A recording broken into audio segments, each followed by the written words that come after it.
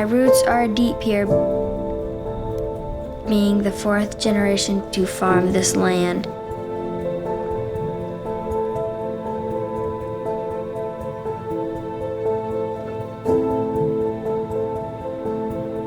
The farm brings me a happiness from the fields, forest, animals, and daily chores.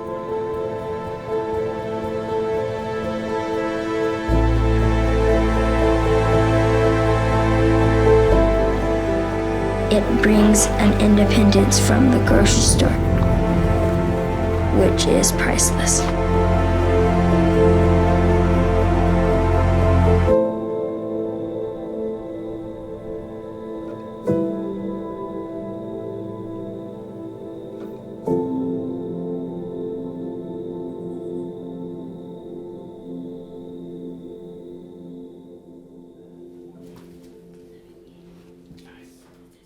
I can remember my dad telling me stories of how proud Grandpa was when they would sit down and say, "This is food from our land. We grew this." My dad could remember Grandpa being that way. And Grandpa back in that day, in the 30s, if you didn't grow it, you didn't eat. And everybody had what you called a sustenance homestead. I can remember my dad gardening one time and when we'd help in the garden, and that was it.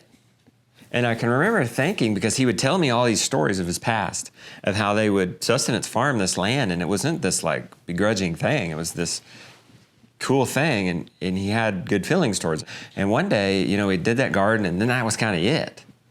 And I said, "Why don't you do that anymore? Why don't you garden?" And he said, "Because it's cheaper to buy it in the store."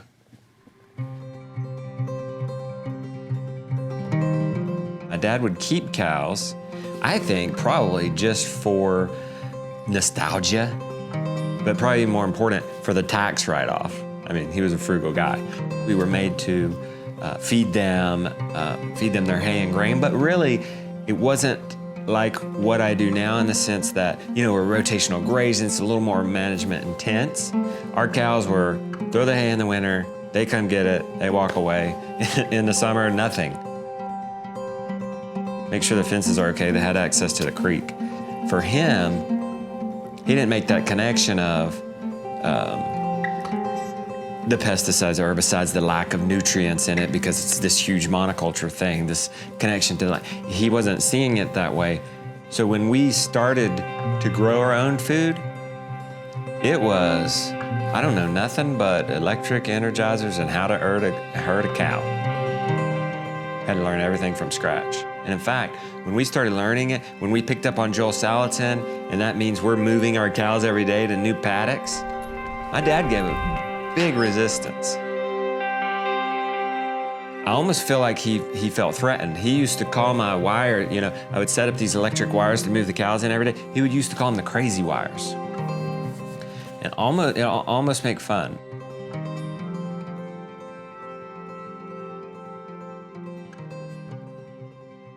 The pole barn is the newest addition to our farm. We just got the cows in here a couple of weeks ago. If you would have told me 5 years ago, you're gonna have a pole barn here in 5 years, I probably would have laughed at you. I probably would have been like the same thing with Rebecca, because I would have been like, "Nah, I'll just use our old barn. I'll just use what we have." I was still kind of in that scarcity mentality.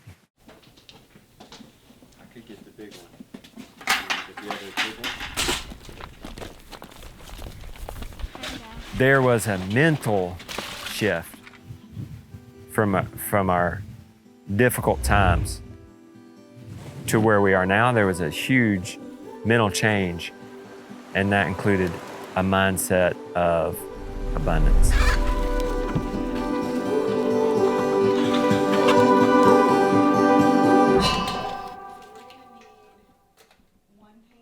We were walking down the road one day, and all of a sudden he just was like, "My leg." And I'm like, "What happened?" And he's like, "I don't know." That was like the beginning of, what is this? I remember he didn't run for a couple of days, and then he went to go run again, and he was like, "Yeah, it's not healed. I'm just gonna take another week off of running." So we were like, okay, and it was kind of like one of those things that you just were like expecting to heal, and then it just didn't. Next day it was still there. Next day still there. A couple years later, thousands and thousands of dollars, we still haven't figured out this pain.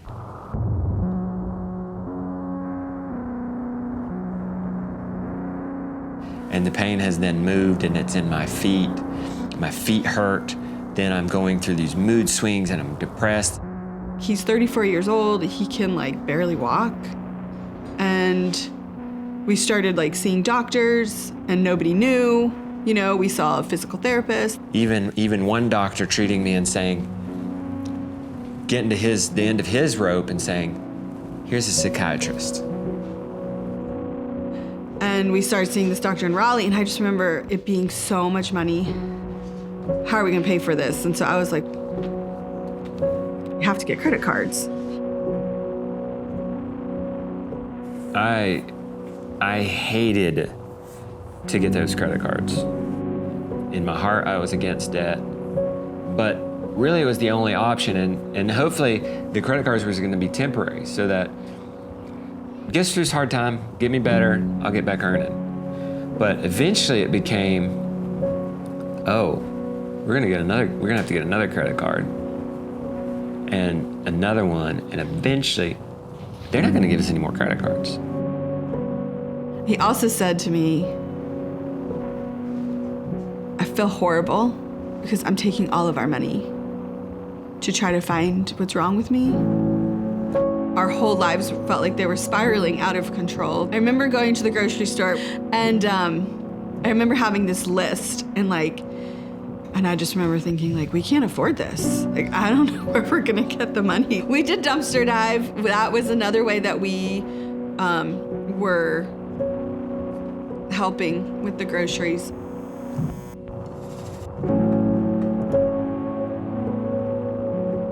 He has journals that he kept during that time, and literally he was preparing me for him to die. He really thought he was just gonna die. He just couldn't imagine continuing on living in the pain that he was in.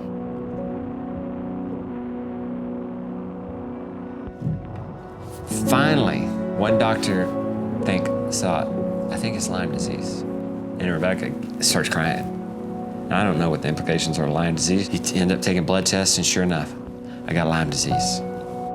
In the darkest times of Justin's illness, I felt so little hope.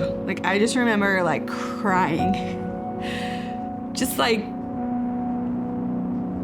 wanting something to change so bad, and having no way to make it happen. And so I humbly went to my dad, sitting at the kitchen table right behind me. Embarrassing. Can I borrow some money? He said no. And that was hard because it's your dad, and your dad has provided for you your whole life. And then to get rejected is humiliating. Looking back now, it was probably one of the best things, because I would have just blown through that money and then had to sell the farm to pay him back, and then I wouldn't have had any money, and then what are we gonna do?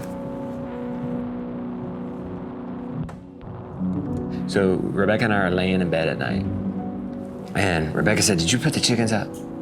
I say, "No." I stayed there laying. I was about to go sleep. I think she nudged me. And then she said, "Well, aren't you gonna?" I said, "No." And she said, "Well, something might happen to him." I said, "I hope they die." Well, one fella, I don't know if he saw the need or just, he was a youth worker, and so he had these youth, and he's like, "Hey, could we come out to the farm and volunteer once a week?" Most of the time it was just him and one other kid. Sometimes it was just him. But without Ethan coming out every week, and relieving me from some of that heavy, intense, boring stuff without somebody else to do it. If it wasn't for him and just another soul, just another companion at least to talk to and to help out with a little bit of work, just one hour a week, who knows? I might not even be sitting here. You know, Ethan kind of represented this first glimpse of hope. Justin was like, I need a different job, because like he couldn't be a farmer like out there, like working, like doing the grass-fed beef, moving the cattle, farming, doing the CSA. So he was just like, I can't do that. But I still want to do like something in this sustainable agriculture movement.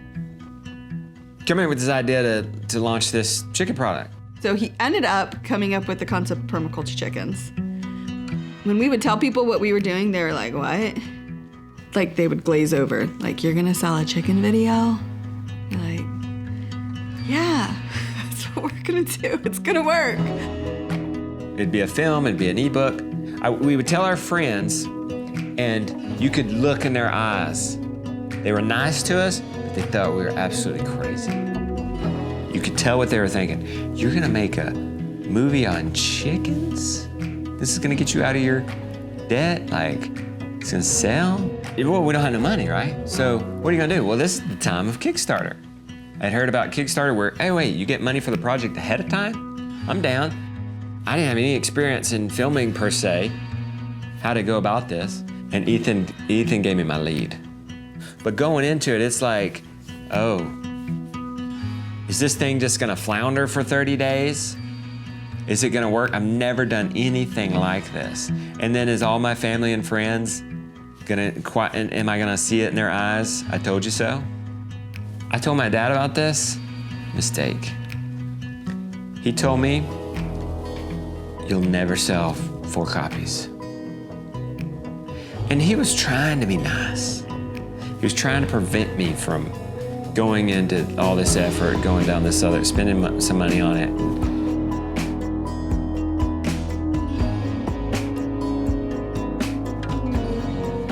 Couldn't wait until my dad would ask me how I was doing. And finally he asked. He said, how much did you get on that $35,000? 30 days. My dad's, he didn't say nothing, but a little bit of respect in there. Things started to change a little bit right then. We wanted to do something together as a family, and so then we chose YouTube. I don't know what got into me, and then we had like 2 viral videos that paid us money. And then we got like the deposit in our bank account, and I was like, what? like this is gonna be like money for us to like spend? It was, I mean, we both wept. Like we both just cried. When you get to where you've maxed out credit cards and you're not sure how you're gonna feed your family next week, you get an incredible drive. And you learn things you would have never learned before. You explore things you never would explore. And I just dived into this online business marketing world.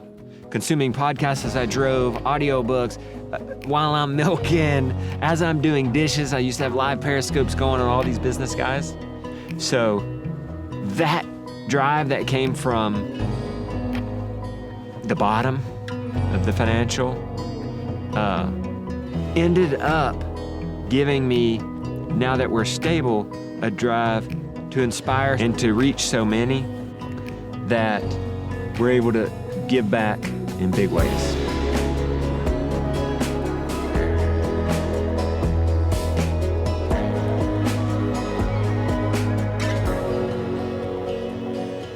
He was so unsupportive, we never even told him that we started our own blog. And when we went on the Great American Farm Tour and we were gonna travel all these states, we finally told my dad about the vlog, even though we'd been vlogging a half a year or so, because we figured he'd wanna watch us go across the country.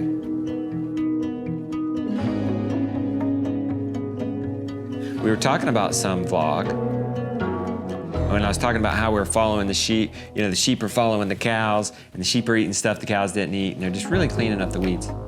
He said, "You got it looking good up there."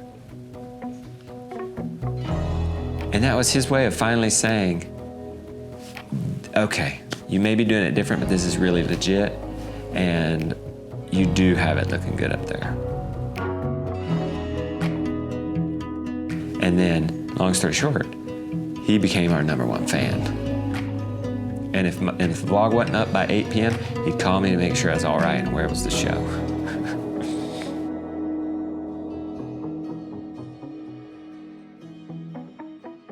Grandpa bought this land in 1932, the little house, no running water, no electricity, for $500. He was making $1,000 a year. He put half his income, he put $25 a month on it for 2 years and paid it off. And then that was in the 30s. And then in the 50s, my dad bought it from him for $19,000. And then here it is, the 2000s, and I buy it for $500,000. I never met my grandfather. I only had heard stories.